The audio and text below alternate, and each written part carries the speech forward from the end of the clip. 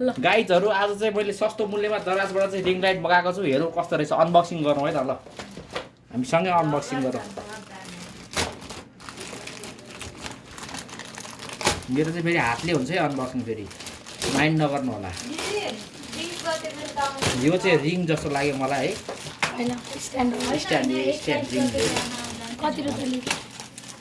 Price छ यसको कति भन्दाखेरि 849 900 रुपियाँ।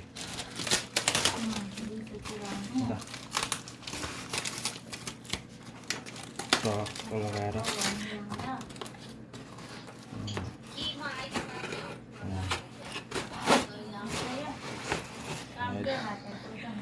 यति सानो भित्र यत्रो ठुलो यस्तो हो।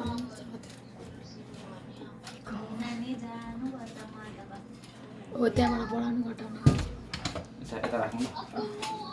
देखाउनु त न।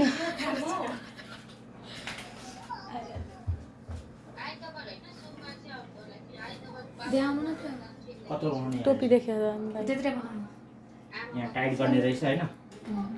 देखाइदिनु। टाइट गर्ने रहेछ, यहाँ टाइट गर्ने रहेछ। अब रिङको पालो। स्ट्यान्ड भयो। रिङको बक्स चाहिँ 26 cm को।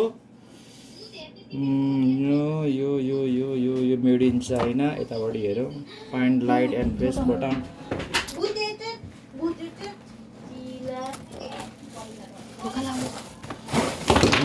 ओहो वाओ, रिङ पनि फिट गर्ने। रिङ सानो रहेछ। यहाँनिर यस्तो फिट गर्ने है।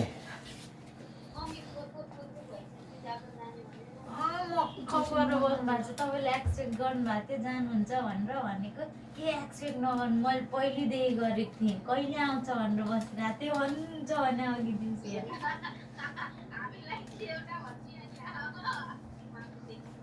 अनि त्यत्रो मैले पठाएको छु पहिलादेखि भनौँ। यहाँ मोबाइल राख्ने रहेछ।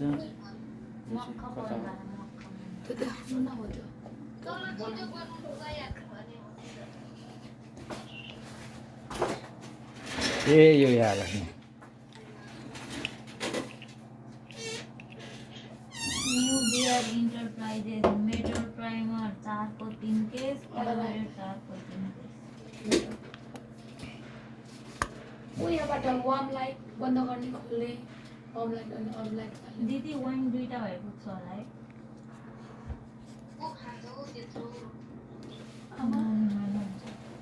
मम्मी खान्छ।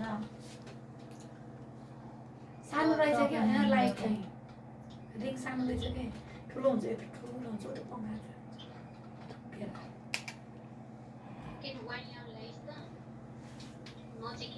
यो चाहिँ कता तपाईँ त केही नलाउनु।